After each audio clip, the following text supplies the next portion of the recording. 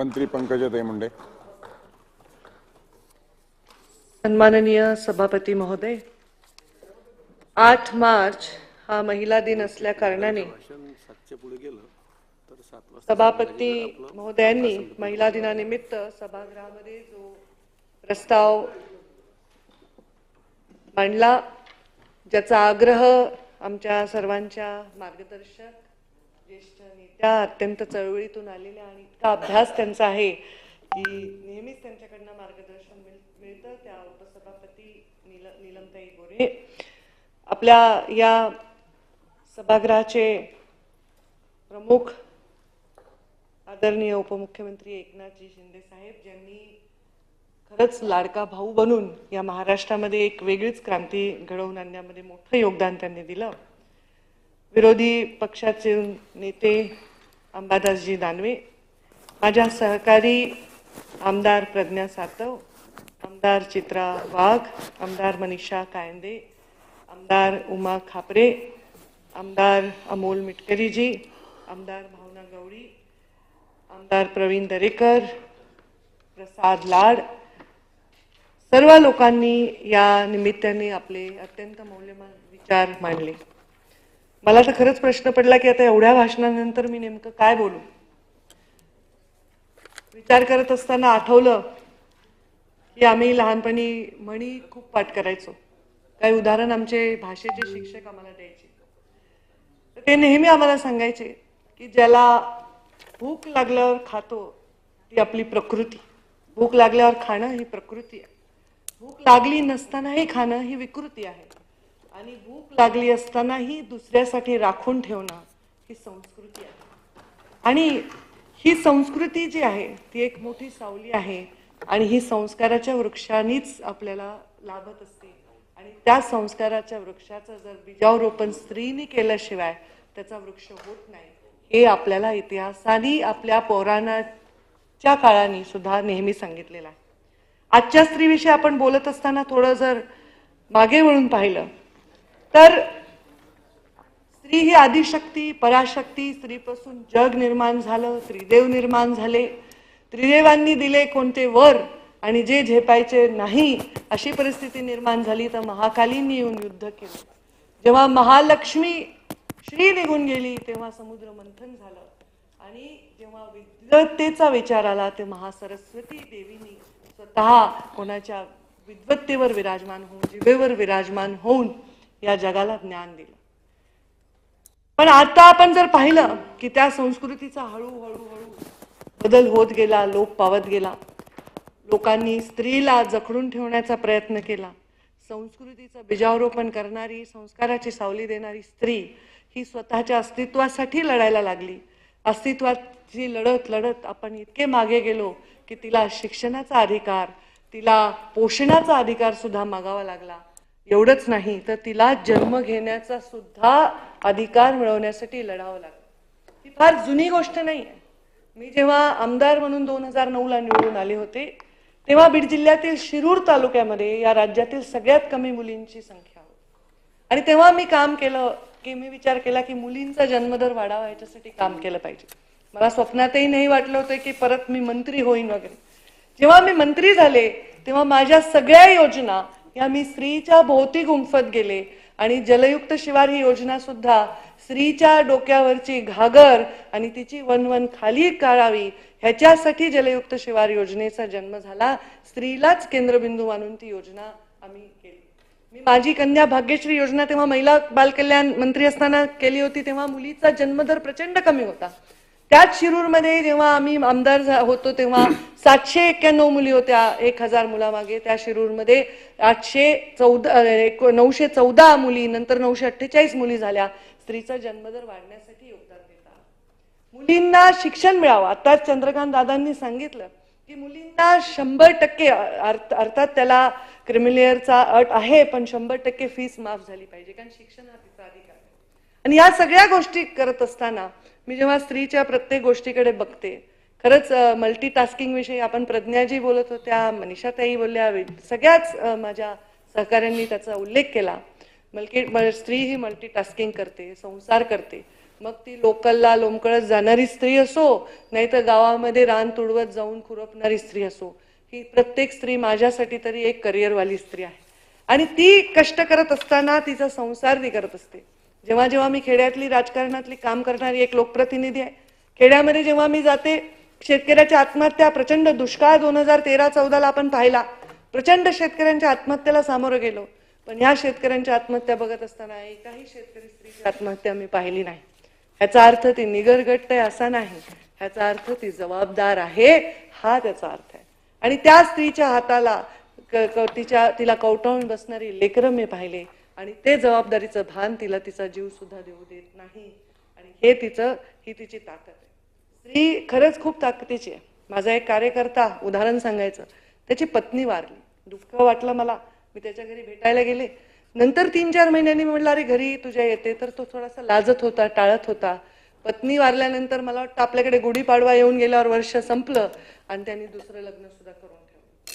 पण तेच माझी एक कार्यकर्ती, तिच्या नवरा वारला, 10 वर्ष झाले, 2 लेकरांचा सांभाळ करते, ट्युशन करते, नोकरी करते आणि मुलांना सांभाळते. म्हणजे नियमतही मी जर हे म्हणले तर हे चुकीचं होणार नाही. स्त्री एकटी सुद्धा संसार करू शकते, पण पुरुष एकटा संसार करू शकत नाही, ही तिची शक्ती आहे. तिच्यामध्ये प्रचंड त्यागाची भावना आहे, प्रचंड देण्याची भावना आहे. आणि हे करत असताना त्या स्त्रीला शक्ती देण्याचं काम आपल्या सरकारच्या माध्यमातून झालं, याचं करावं तेवढं कौतुक कमी आहे. खरं स्त्रीची परिस्थिती आज अशी आहे. शिक्षणासाठी मी म्हटलं लढायचंय, पोषणासाठी लढायचंय. मी महिला बालकल्याण मंत्री होते तेव्हा स्वच्छता अभियान आमचे लाडके प्रधानमंत्री नरेंद्र मोदींनी पुकारलं होतं, आणि त्या स्वच्छता अभियानाच्या माध्यमातून आम्ही सॅनिटरी नॅपकिन देण्यासाठी अस्मिता योजना केली होती. कारण मुलींना, सगळ्यात जास्त महिलांना कॅन्सर होण्याची कारणं त्यांचं हायजीन सुद्धा आहे, हे सुद्धा आमच्या लक्षात आल्यानंतर आम्ही या योजना राबवल्या.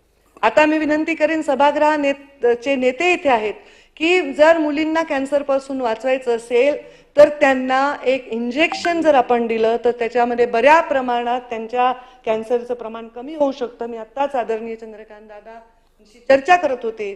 जर हे आपण सरकारतर्फे देऊ शकलो, कारण हा निर्णय आम्ही तेव्हा घेतला आणि मग आचारसंहिता लागल्यामुळे राहिलेला आहे, तर आपण खूप मुलींना त्या अत्यंत धोक्याच्या परिस्थितीत जाण्यापासून वाचवू शकतो. प्रत्येक गोष्टीसाठी संघर्ष करणाऱ्या या महिलांची परिस्थिती, स्वच्छता म्हणजे अक्षरशः टॉयलेट, शौचालय हे सुद्धा जे देशाला स्वातंत्र्य होऊन 75 वर्ष झाल्यानंतर एका प्रधानमंत्र्याला येऊन सांगायला लागलं की अरे त्या महिलांची कुचंबना थांबवा, त्यांना चुलीच्या धुरापासून बाजूला लोटा, त्यांना स्वतःच्या पायावर उभं करण्यासाठी त्यांना बेटी बचाओ, बेटी पढाओ, बेटी बढ़ाओ अशा प्रकारची घोषणा द्यावी लागली, अशा प्रकारची योजना द्यावी लागली, करोडो रुपये खर्चावे लागले. हे आपलं पौराणिक कथा आपल्याला सांगत नाही, हा आपला इतिहास आपल्याला सांगत नाही. आपला इतिहास आपल्याला सांगतो की जिजाऊ महत्वाकांक्षी होत्या, जिजाऊला स्वराज्य स्थापना करायची होती, आपल्या मुलाला संस्काराचं बीजारोपण करून जिजाऊंनी शिवबार घडवलं. पुण्यश्लोक अहिल्या देवींनी ज्या काळामध्ये सतीची परंपरा होती, खरं तर सती स्त्रीनी जावं ही सुद्धा किती अघोरी तिच्यावर टाकलेली जबाबदारी होती, पण त्या पुण्यश्लोक अहिल्या देवींनी राज्यकारभार सांभाळला. आजही आम्ही अभ्यास करतोय, मी मध्य प्रदेशची पण प्रभारी होते, पुण्यश्लोक अहिल्या देवीच्या नावानीच एअरपोर्ट आहे, तिथे उतरून मी बाहेर जात होते. चौंडी आमच्या सभापती महोदयांच्या मतदारसंघात अहिल्या देवींचं जन्मगाव आहे, तिथल्या विकासापासून आम्ही सुरुवात केली. त्या काळामध्ये त्यांनी त्या प्रकारचा विकास केला, त्यांनी धर्माचं काम केलं, त्यांनी अनेक मंदिरं बांधली, ह्याचा उल्लेख आपण सर्वांनी केला. पण ह्याच्या मागे त्यांची केवळ धार्मिक वृत्ती नव्हती, त्यांची व्यावहारिक देखील वृत्ती होती. कारण त्या काळामध्ये धर्माच्या केंद्राच्या आजूबाजूला सगळा व्यवसाय होता, लोकांना रोजगार मिळावा, धर्म वाढल्याने लोकांमध्ये एकता यावी, सुरक्षा निर्माण व्हावी, हा सुद्धा त्याच्यामागे अत्यंत मुत्सद्दी असा दृष्टिकोन होता. सावित्रीबाई फुलेंचा उल्लेख केला, खरं तर हे रिपिटेशन होणार आहे, पण आज त्यांचा उल्लेख नाही केला तर आजच्या दिवसाला आपण त्यांचा सन्मान नाही केला तर या उपयोग नाही. सावित्रीबाई फुलेंनी शेणाचे गोळे खाल्ले म्हणून मी इथे उभी आहे, मला हे 4 पानं वाचता येतात, म्हणून मला इथे बसता येते, मला बोलता येते. रमाईंनी गौऱ्या थापल्या म्हणून महामानव इतक्या मोठ्या कामासाठी आपल्या सगळ्यांना सर्वांना चांगला अधिकार देण्यासाठी लढू शकले. आता योद्ध्या तर होत्याच, पूर्वीच्या काळामध्ये सगळ्या स्त्रियांना युद्ध तंत्रज्ञान होतच, पण ह्या सगळ्या काळामध्ये याला बघण्याचा दृष्टिकोन बदलत गेला. पण ठीक आहे, आपण बघतो आपल्या घरामध्ये पण एखादी आजी आली, आपण पाया पडलो तर ती सांगते अष्टपुत्र सौभाग्यवती भव, आणि तेच जर नवरा पाया पडला, पुरुष पाया पडला तर त्याला म्हणते यशस्वी भव, विजयी भव. माझ्याही डोक्यावर हात ठेवून विजयी भव म्हणणं, मी पण खूप विजय मिळवू शकते, एखाद्या आजीला, आईला म्हणावं वाटतं एका स्त्रीला. मला सुद्धा सांग यशस्वी भाव, एका यशस्वाचे मी कितीतरी मोठे मोठे डोंगर सर करू शकते, पण पुरुष हा पुरुषाविषयी आक्षेप नाहीये, कारण शेवटी महात्मा फुलेंनी धीर दिला म्हणूनच सावित्रीबाई घडल्या, मल्हाररावांनी धीर दिला म्हणूनच आज अहिल्यादेवी उभ्या राहिल्या, जिजाऊंचा सतत सन्मान केला म्हणूनच शिवराय जीवनामध्ये इतक्या मोठ्या ह्याच्यावर गेले. परंतु पुरुषांनी यशस्वी व्हावं, विजयी व्हावं, स्त्रियांनी मात्र फक्त सौभाग्यवती व्हावं. सौभाग्यवती व्हावं कोणाला वाटणार, तुम्हाला आम्हाला आपल्याला वाटणार मरेपर्यंत आपण सौभाग्यवती राहावं, पण सौभाग्य असण्याचा अर्थ नेमका काय आहे? सौभाग्य अर्थ असण्याचा अर्थ फक्त कुंकू डोक्यावर आपण लावून फिरणं हा नाही. आणि त्या स्त्रीला सौभाग्यवती म्हणत असताना तिने फक्त पुत्रांना जन्म द्यावा असं नाही आहे, तिने त्या पुत्रांना संस्कारी करणं ही सुद्धा आता काळाची गरज आहे. आपण बलात्कारांवर बोलतोय, अत्याचारांवर बोलतोय, त्या स्त्रीला कोणीतरी तू सुद्धा दीर्घायुषी हो असं म्हणलं तर तिलाही वाटेल की माझ्या आयुष्याची किंमत आहे, मी जगणं हे लोकांना हवंय हे तिला वाटावं. अशा प्रकारच्या वातावरणाची ना अशा प्रकारच्या विचारांची गरज आहे. तरी ठीक आहे, आम्ही स्त्रिया पण खूप कठीण परिस्थितीला सामना खूपच तयार झालेलो आहोत. इस जग में जितने भी जुल्म है, इस जग में जितने जुल्म नहीं उतने सहने की ताकत है, तानों के शोर में रह के भी सच कहने की आदत है, मैं सागर से भी गहरी हूं, तुम कितने कंकड़ फेकोगे, तुम मुझको कब तक रोकोगे, तुम मुझको कब तक रोकोगे. कारण शेवटी स्त्रीचा सगळ्यात चांगला गुण आहे, ती खूपच प्रामाणिक असते तिच्या नात्यांमध्ये, तिच्या कर्तव्यामध्ये, तिच्या जीवनामधल्या निर्णयामध्ये. पटकन ती आपला निर्णय बदलू शकत नाही. त्यामुळे आपण पुरुषांचं पण राजकारणामध्ये आपण विचार करत असताना कधी पण मी बघते की स्त्री खूप कमी मुख्य पदावर, मुख्य निर्णयाच्या पदावर जाते, कारण ती पटकन विभक्त होत नाही तिच्या विचारांविषयी, तिच्या संस्कारांविषयी. हे तिचं एक मोठं चॅलेंज आहे. आणि ते डिप्लोमसी कमी असते, स्पष्टता जास्त असते, आणि त्याच्यामुळे तिला ती अडचण येते. पण तरीही ती तिचं खरं बोलणं, तिचं सत्व, तिचं तत्व आणि तिचं ममत्व हे कधीच सोडत नाही. त्या स्त्रीच्या वर कितीही आपण म्हणजे बोललो तरी ते कमी आहे. आज स्त्रियांच्या विषयीच्या विचारावर मी बोलत असताना मला 4 प्रमुख गोष्टींवर बोलावं असं वाटतं. कारण तुम्ही प्रश्न मांडले मला उत्तर द्यायचंय, पण प्रश्न कोणी मांडलेच नाही, सगळ्यांनी कौतुकच केलं. कारण सरकार जे आलेलं आहे ते स्त्रियांना सन्मान देणारं सरकार आलेलं आहे. त्यामुळे मी त्याच्यामध्ये बोलत असताना एवढंच सांगेन की स्त्रीला जर आज जीवन पाया तिचा जर मजबूत केला, त्या स्त्रीच्या जीवनामध्ये तिला स्वतःच्या पायावर उभं राहिलं तर ती उभी राहू शकते. माझ्या वडिलांनी मला नेहमी सांगायचं, स्वतः आर्थिक जोपर्यंत स्त्री ही पाठीचा कणा तिचा केव्हा ताट राहील जेव्हा ती आर्थिकदृष्ट्या सक्षम आणि स्वतंत्र आहे. त्यामुळे स्वतः कमवलं पाहिजे हे स्त्रीला शिकवलं पाहिजे. त्यासाठी लागणारं शिक्षण तिला मिळालं पाहिजे, त्यासाठी लागणारं तिला पोषण मिळालं पाहिजे. आज आपण अंगणवाडीमध्ये, आता अंगणवाडी सेविका मी मंत्री असताना 2 वेळा त्यांच्या मानधनात वाढ केली, त्यांच्या पोषणामध्ये आपण वेगवेगळे निर्णय घेतले. अंगणवाडी सेविकांच्या माध्यमातून जे आपण आहार देतो त्या आहारामध्ये आपण स्तनदा माता, गर्भधारणा केलेल्या माता किंवा प्युबर्टी मधल्या मुली यांना आपण एखादी एक सशक्त माता आपल्याला द्यायची असते. पण आपण फक्त तिचं तेच परत आपण विचार करतो, ती फक्त सशक्त माता व्हायची आहे, नाही, ती सशक्त माता होण्याबरोबर ती एक सशक्त मनुष्य सुद्धा व्हायला पाहिजे, ह्याच्याकडे आपण लक्ष दिलं पाहिजे. मी ग्रामीण विकास मंत्री असताना केवळ 37,000 बचत गट होते. माझ्याकडे जेव्हा MSRL Maharashtra state livelihood mission आलं तेव्हा आम्ही त्याच्यामध्ये एवढं चांगलं काम केलं सगळ्या सहकार्यांनी. जवळपास 4 लाख बचत गट तयार झाले. प्रधानमंत्री नरेंद्र मोदी संभाजीनगरला त्या कार्यक्रमाला आले होते आणि आम्ही 0% व्याजदराने त्या महिलांना कर्ज दिलं. कारण मगाशी कोणीतरी उल्लेख केला की महिला कर्ज कधीही बुडवत नाही. शेजारच्या घरातून वाटीभर दूध आणलं चहाला तर ते कधी ते दूधवाला येईल आणि मी कधी ते दूध वापस करू त्याच्याशिवाय तिला करमत नाही. आपल्या एखाद्या मैत्रिणीकडून एक वाटीभर साखर आणली, घरात पाहुणे आले आणि साखर संपली आणि शिरा बनवायचा आहे, तर जदी वाण्याच्या दुकानात जाऊन ती साखर वापस करू तिला ते जमत नाही. 2013-14च्या दुष्काळामध्ये जेव्हा आम्ही आढावा घेतला, जेव्हा आम्ही प्रचंड मोठी कर्जमाफी शेतकरी आम्हाला मागत होते, तेव्हा 99.99% कर्जाचा परतावा महिला बचत गटांनी केला होता. ही तिची प्रवृत्ती आहे. आणि म्हणून जिथे आर्थिक व्यवसाय करायचा आहे, जिथे आर्थिक व्यवहार करायचा आहे, जिथे आर्थिक देवाणघेवाण करायची आहे, अशा ठिकाणी माझी विनंती आहे सभागृह नेत्यांना की महिलांना संधी द्या. नक्कीच त्यामध्ये चांगला रिझल्ट आपल्याला मिळाल्याशिवाय, कारण ती उधारच ठेवत नाही उपमुख्यमंत्री महोदय. आपण त्यांना लाडकी बहीण बनवलं, आपण 1500 रुपये दिले त्यांना. बघा त्यांनी उधार ठेवलं का? किती सन्मानजनक विजय आपल्या पदरामध्ये पाडलेला आहे. आज मला चंद्रकांत दादा म्हणत होते की जेवढे अकाउंट आपण त्या महिलांना पैसे दिले त्यातले 1.5 लाख अकाउंट पहिल्यांदा, सॉरी चुकून 1.5 कोटी अकाउंट मध्ये पहिल्यांदा पैसे गेलेत. म्हणजे बघा त्या बिचारीकडे पैसेच नाही हो. ते व्यसन तर महिलेला जमतच नाही. मला सांगा, दुःख कर्ज ह्याच्यानी कधी पाहिले का एखादी महिला दारू पिऊन पडली आहे घरात दरवाजा लावून? पाहिले का कोणी? का त्यांना दुःख होत नाही? का त्यांना संघर्ष नाही येत वाट्याला?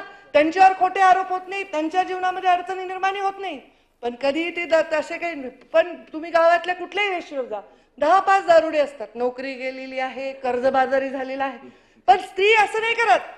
ती जेवढा संघर्ष येईल तेवढं सत्व वाढवण्याचं काम करते. आणि या राज्याच्या सत्व वाढवायचं असेल तर जास्तीत जास्त स्त्रियांना भूमिका देणं हे अत्यंत आवश्यक आहे असं मला वाटतं. आणि म्हणून मला खूप खूप अभिमानाने सांगावं असं वाटतं की ह्या स्त्रियांनी तुम्हाला आशीर्वाद रूपाने परत इथे बसवलंय. हे त्यांनी तुम्ही दिलेल्या कर्जाची परतफेड केली आहे. तुम्ही दिलेल्या सन्मानाचं जे तुम्ही त्यांच्यावर कर्ज सकवलं त्याची परतफेड केली. 1500 रुपये आपण तिला देतो. तिला आपण शिक्षणासाठी सवलती देतो आहोत, पण 1500 रुपये उद्या तिने कुणाला तरी द्यावे, ह्या प्रवासापर्यंत तिने जावं, ह्या खरा स्त्रीचा सन्मान आहे. तिने स्वतःच्या पायावर उभं राहावं, हा खरा तिचा सन्मान आहे. आणि मग मला नीलमताईंनी जे सांगितलं, sustainable development, gender equality, gender sensitisation, ह्याच्यावर आपल्याला काम करायची गरज आहे. म्हणून मी सांगितलं पोषण आणि शिक्षण हे महत्त्वाचा विषय. पोषण आणि शिक्षणावर बोलत असताना एवढंच सांगेन, आता ह्याच्यानंतर आपला महत्त्वाचा विषय आहे आणि तो म्हणजे आरक्षणाचा विषय आहे. आरक्षणाच्या विषयामध्ये मी स्वतः, मला वाटतं एकनाथ खडसे साहेब तेव्हा विरोधी पक्ष नेते होते आणि तेव्हा आपण 50% महिलांना आरक्षण देण्याचा निर्णय त्या सभागृहामध्ये घेतला. मी आमदार होते आणि 33%वरून 50%वर गेला. आणि त्यांनी तेव्हा मला सांगितलं की तू महिलांचा तू मांड आणि ओपनिंग बॅट्समन तू ओपनिंग स्पीच कर. आणि त्यावेळी ओपनिंग स्पीच आम्ही केला. आम्हाला इतका आनंद झाला, त्याच्यात माझ्या काही सहकारी विधानसभेमध्ये होत्या, की 50% आरक्षण आम्हाला मिळालं, आमच्या बहिणींना मिळालं. जेव्हा माझ्या राजकारणामध्ये मी बघितलं की पुरुषांमध्ये स्पर्धा असेल जास्त असं वाटत नाही, पण महिलांमध्ये असेल असं मला वाटायचं. पण ऍक्च्युअल जेव्हा मी राजकारणामध्ये पाऊल ठेवलंय, ऍक्च्युअल जेव्हा मी या सभागृहामध्ये पाऊल ठेवलंय, मला तसं चित्र अजिबात दिसलेलं नाही. मला तर उलट महिला दुसऱ्या महिलेला सक्षमतेने कौतुकाने साथ देताना दिसली. नीलमताईंना मी लहान असताना मला त्यांनी 4 गोष्टी शिकवलेल्या आहेत. माझ्या सहकाऱ्यांनी माझ्यावर जेव्हा चुकीचे आरोप होत होते तर माझ्या सहकारी महिला आमदारांनी सांगितलं आम्ही पंकजावर आरोप करणारे आम्ही कन्व्हिन्स नाहीत. या प्रकारची भावना एक महिला दुसऱ्या महिलेला हाताला धरून वर घेत असते, ती त्याच्या बरोबरीला येऊन उभी राहील म्हणून ढकलून देत नाही. आता अपवाद सगळीकडे असतात, तर हे फार सुंदर गुण महिलांमध्ये आहे. आणि त्याचमुळे महिलांना 50% आरक्षण मिळणं ही आपल्या देशासाठी, आपल्या राज्यासाठी अत्यंत सुंदर गोष्ट आहे. 29 मध्ये मला विश्वास आहे की जास्तीत जास्त महिला सभागृहात दिसतील. सभागृहामध्ये आम्हाला चांगलं महिला आल्या की छान त्या सभागृहामध्ये रौनक वाटते. महिलांचं बोलणं, महिलांचं व्यक्त होणं, या सगळ्या गोष्टी अत्यंत राज्याच्या दृष्टीने, समाजाच्या दृष्टीने हिताच्या आहेत. त्यामुळे त्यांना किती अडचण, किती त्यांच्या समोर झाली, त्यांना कितीही थांबवलं तरी त्या उभ्या राहतात, हे आरक्षणाच्या माध्यमातून दिसतं. आणि शेवटचा मुद्दा सांगेन तो संरक्षणाचा. हा मुद्दा थोडासा व्यापक आहे, थोडक्यात मांडण्याचा प्रयत्न करते कारण सगळ्यांनी खूप बोललेले आहेत. त्याच्यामध्ये मला सगळ्यात पहिला प्रश्न पडतो, मी जेव्हा महिला बाल कल्याण मंत्री होते मी त्या जेल्सना भेट देत होते. अनेक महिला अरेस्टेड होत्या आणि त्याच्यामधल्या 90% हुंडाबळीच्या विषयांवर अरेस्ट होत्या. आम्ही लहान असताना, आम्ही मोठे होत असताना, लग्नांमध्ये आमच्या भावंडांच्या जाताना खूप लोक कौतुकाने येऊन आमच्या आईवडिलांना पत्रिका देताना, आता मलाही देताना सांगतात, ताई हुंडा घेतला नाही बरं का आम्ही. अरे वा किती छान. लग्नाचा खर्च कोण करतंय? ते तर तेच करतायत. त्यांनी हाऊस म्हणून पोरीला दागिने घातलेत, त्यांनी हाऊस म्हणून जावायला गाडी दिली आहे, त्यांनी हाऊस म्हणून फ्लॅट घेऊन दिलाय, आम्ही हुंडा नाही घेतला बरं का ताई. म्हणजे त्या मुलीची किंमत बघा. त्या मुलीकडे एवढे पैसे तिच्या वडिलांकडे की त्या जावायला घर घेऊन देत आहे, त्याला उद्योग उभा करून देत आहे, त्याला गाडी घेऊन देत आहे, त्याला घर घेऊन, पुन्हा हिचे दागिने हिच्या मालकीचे राहतील याची काही गॅरंटी नाही, कारण ते कुठे ठेवतील तिच्याकडून घेऊन हे माहिती नाही. हे सगळं देत आहे. त्यापेक्षा त्या पोरीला ते पैसे द्या, तिला स्वतःच्या पायावर उभं राहू द्या, ती नवऱ्याला सांभाळेल. काही एवढं वाईट परिस्थिती नाही येणार ना भविष्यामध्ये, उद्या असंही होऊ शकतं. एक सिनेमा मी पाहिला होता, त्याच्यामध्ये नवऱ्याला हाऊसवाईफ व्हायची आवड होती आणि बायकोला काम करायची. खूप छान चाललं होतं, काही वाईट नाहीये. मल्टीटास्किंग तर पुरुषांना जमणार नाही जे स्त्रीला जमेल. पण आपण एवढे पैसे देऊन आपल्या मुलीला नवरा विकत घेऊन सुद्धा तिचा छळ रोखू शकत नाही. वर्षभर सुद्धा ती मुलगी नांदत नाही. असंख्य माझ्या जवळून ओळखीच्या लोकांना हुंडाबळीचे कितीतरी केसेस जाळून टाकले. हो, जाळता तुम्ही. आता आपण एका हत्येवर विचार करतोय, पूर्ण राज्य पिळवटून निघालंय. कितीतरी महिला किती ब्रुटल पद्धतीने मारल्या गेल्या, कितीतरी. कोपर्डीचा जो बलात्कार होता किंवा निर्भयाचं जी केस होती, हे काय? हे केवळ स्त्रीवर अत्याचार केलं, तिचा भोग घेण्यापुरतं मर्यादित नाही. हे तिरस्काराचं लक्षण आहे. हे मानसिक विकृतीचं लक्षण आहे. एवढ्या मुलींना एवढ्या गोष्टींना सामोरं जावं लागतं. आणि म्हणून त्या मुलींना वाचवण्यासाठी अजूनही गरज आहे. आपल्याला वाटते हुंडा नाही आहे, त्याचं सोफिस्टिकेशन झालंय, त्याची पद्धत बदलली आहे. अजूनही 18 वर्षाच्या खाली मुलींचे सर्टिफिकेट बदलून खेड्यामध्ये अजूनही लग्न होतात. हे खरंय, गरीब मजुरी करणारे, ऊस तोडणारे हे लहान वयात लग्न होतात. ते मुलींना एकटं सोडून जाऊ शकत नाही. पण त्या मुलींना संरक्षण देण्याची गरज आहे. हुंडेच्या बाबतीत पण खूप जास्त सेन्सिटायझेशन करायची गरज आहे. आता सगळ्यांनी स्त्रीना विनयभंग, अत्याचार, बलात्कारावर बोलले. गंभीर विषय आहे, अत्यंत गंभीर. पहिले त्या विषयाचे पद्धत वेगळी वाटायची ऐकताना, की ह्याच्यावर अत्याचार झाला, बलात्कार झाला. आता नुसता अत्याचार बलात्कार नाही, निर्गुणपणा. आता तो कलकत्त्याचा किती भयानक केस आहे, ती किती भयानक परिस्थिती. एक डॉक्टर मुलगी आहे जी रात्री उभी राहते कुणाच्या संरक्षणासाठी, जीवनाच्या, आणि तिला संरक्षण नाही. त्यामुळे या पिंक रिक्षा, हे सगळे नंबर ज्याचा चित्राताईंनी उल्लेख केला, ह्याची आवश्यकता आहे, सगळं आहे. पण ह्याच्याबद्दल फार फार गंभीर विषय. मला मोदीजींचे सभागृहाची वेळ कामकाज संपेपर्यंत वाढवण्यात येत आहे. शेवटचाच मुद्दा आहे माझा. उपकार वाटतात मला प्रधानमंत्री मोदीजींचे. त्यांनी बेटी बचाव केलं नाही, तर असे राज्य होते जिथे दुधामध्ये लेकराला बुडवून मारत होते. आत्ता फार जुनी शतकांपूर्वीची गोष्ट नाही. मला तर वाटतं उलट शिवरायांच्या काळात, त्या काळात, अहिल्यादेवींच्या काळात मुलींना जन्म तरी घेऊ देत होते, कारण टेक्नॉलॉजी नसावी कदाचित. आता टेक्नॉलॉजीचा फायदा काय? आदिवासी भागामध्ये 100% मुली जन्मतात. पण जेवढा सदृढ जिल्हा आहे, जेवढा जास्त सुशिक्षित जिल्हा आहे, जेवढे जास्त पैसेवाला जिल्हा आहे, तिथे मुली नको वाटतात. आणि त्या मुलींना जन्म घेऊ देत होत नव्हते या देशामध्ये. दुधात बुडवून मारत होते, जिवंत पुरत होते, उकिरड्यावर टाकत होते. मी स्वतः सोडवलेत लेकरं, मुंग्यांनी खाऊन टाकलेले लेकरं, कारण ती स्त्री आहे. मला रेल्वेच्या बर्थमध्ये एक बाळ सापडलं, 1 दिवसाचं बाळ, चांगलं श्रीमंत घरचं असावं. पूर्ण बास्केटमध्ये दुधाची बाटली बिटली तलम कपड्यांमध्ये गुंडाळून ठेवलेलं होतं. ती मला सापडली. ती भाग्यश्री नाव मी तिचं ठेवलं, तिला ठेवलं तिकडे आश्रमात. म्हणून माझी कन्या भाग्यश्री हे मी त्या योजनेला नाव दिलं. ही परिस्थिती काय फार जुनी नाही आहे, ही फार जुनी परिस्थिती नाही. ह्याच्यावर खूप कडक कायदे आणायची गरज आहे. आपण खूप पैसे दिले, खूप योजना केल्या, खूप विकास केला, आणि स्त्रीचं संरक्षण होतंय असं दिसत नाही, हे मात्र खरं आहे. आणि हे फक्त आपल्या देशात नाही, सगळीकडे ही परिस्थिती. स्त्रीकडे बघण्याचा दृष्टिकोन, गुन्ह्यांमधली क्रूरता आणि अघोरीपणा वाढत चाललेला आहे. ह्याच्यावर मला वाटतं आपल्या शालेय शिक्षणातच बदल केले पाहिजे.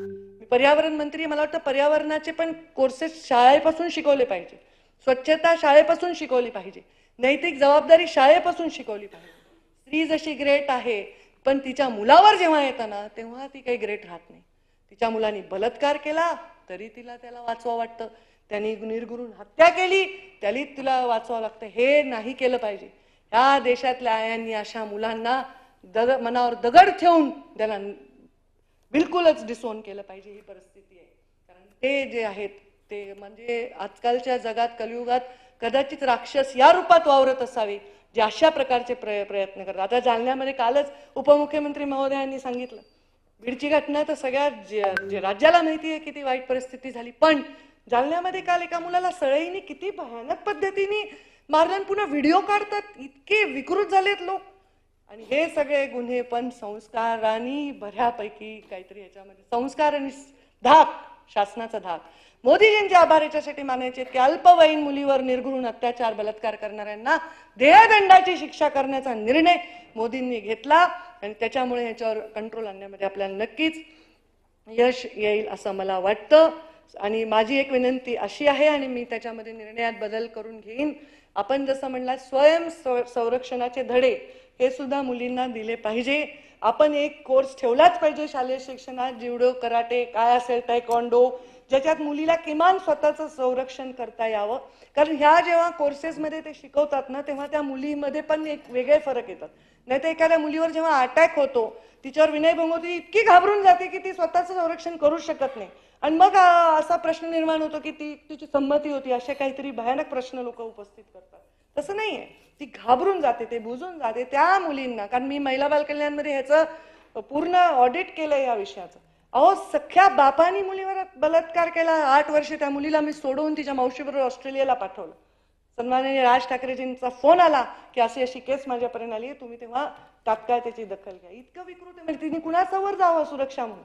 त्यामुळे तिला स्वयंसंरक्षणाचे धडे हे दिले पाहिजे. ह्याच्यासाठी भरभरून खर्च आपण आपल्या राज्यामध्ये केला पाहिजे असं मला वाटतं.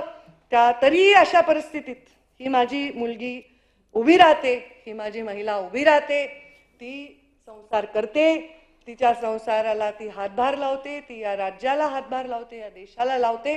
आणि ती कधीही या संघर्षाचा चेहऱ्यावर आपल्या जराही रेषा दिसू देत नाही. संघर्षाशिवाय तिला पण भाकरी गोड लागत नाही, हे तिचे संस्कार आहेत. तर त्या सगळ्या महिलांना एवढंच सांगेन, झुक झुक कर सीधी खड़ी हूं, अब झुकने का शौक नहीं, अपने हाथों से रचा स्वयं, तुमसे मिटने का खौफ नहीं. तुम हालातों की भट्टी में जब जब मुझको झोंकोगे, करकर सोना बनूंगी मैं, तुम मुझको कब तक रोकोगे, तुम मुझको कब तक रोकोगे. प्रत्येक स्त्रीने हा प्रश्न स्वतःला, आपल्या परिवाराला आणि समाजाला विचारावा आणि दुसऱ्या स्त्रीने तिला साथ द्यावी. तिने तिचं चारित्र्य हनन करू नये, तिने तिच्याविषयी वाईट टिप्पणी करू नये, तिने तिची साथ द्यावी. नक्कीच चांगले स्त्रियांसाठी दिवस येतील. आणि लाडके भाऊ तर आहेच आहेत, जे नेहमीच स्त्रियांसाठी चांगल्या योजना आणि चांगलं संरक्षण द्यायचा प्रयत्न करतायत. दादांची पण खूप तळमळ आहे. चांगल्या योजनांविषयी आम्ही आता चर्चा करत होतो, वॅक्सिनच्या मुद्द्यावर चर्चा करत होतो. तर नक्कीच याच्यामध्ये फरक पडेल असं मला वाटतं. आपल्या सर्वांच्या योजना किंवा सूचना ह्याचा समावेश करायचा प्रयत्न केला भाषणामध्ये आणि आपण वेळोवेळी करत राहा. त्यांचं आपण नक्कीच या राज्याच्या मंत्रिमंडळातून न्याय देण्याचा प्रयत्न करू.